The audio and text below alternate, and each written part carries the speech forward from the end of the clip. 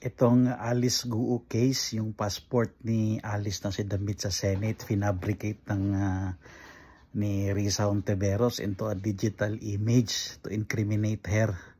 Okay? Lesson learned po ito para sa mga resource person na iniimbita dyan sa Senado at sa Kongreso.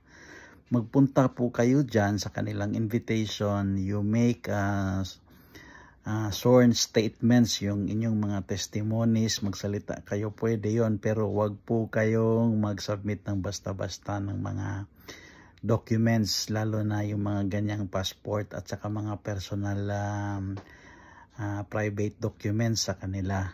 Dapat po hintayin mong isubmina nila yung particular na document, at kapag isubmit na yung document, dapat po merong watermark, merong digital watermark po, digital documents ang isubmit ninyo.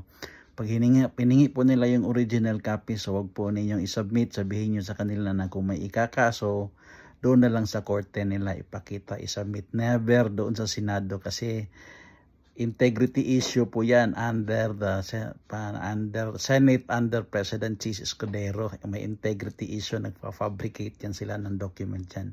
So be careful with the documents. Salamat po.